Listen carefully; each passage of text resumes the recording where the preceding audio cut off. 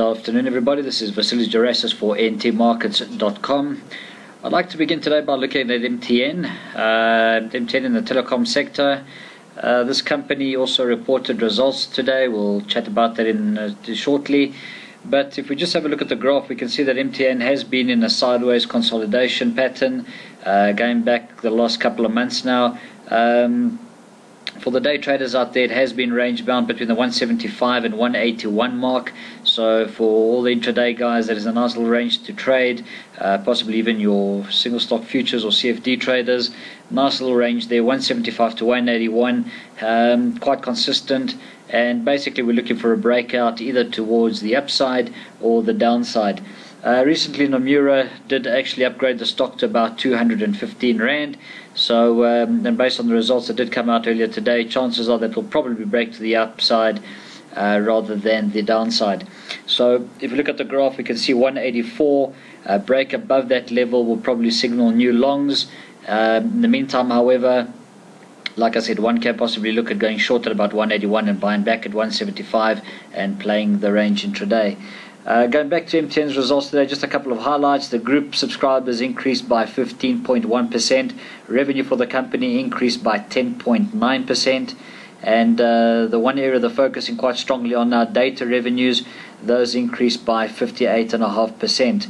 Also declared a final dividend per share of 503 cents per share, and mentioned that they are looking to reach the milestone of 200 million subscribers by mid-year. So we like this one going forward.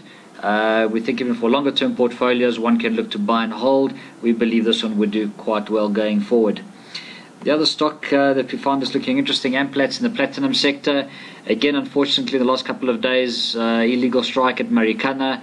Problems there not quite sorted out as yet. But platinum sector generally looking a little bit oversold.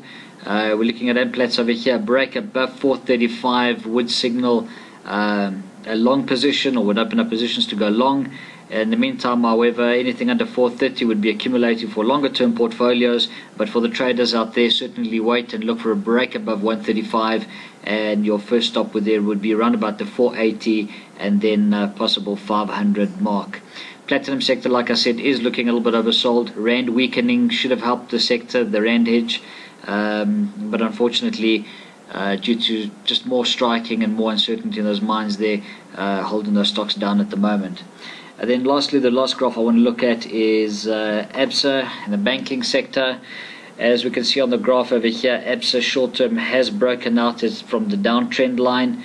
Target on this one about 175 as a first stop before looking to go higher.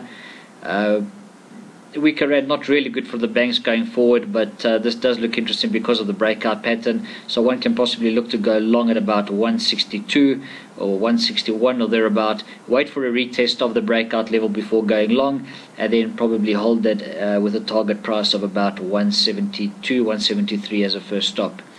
This is Vasilis Girasis for AMPLATS.com.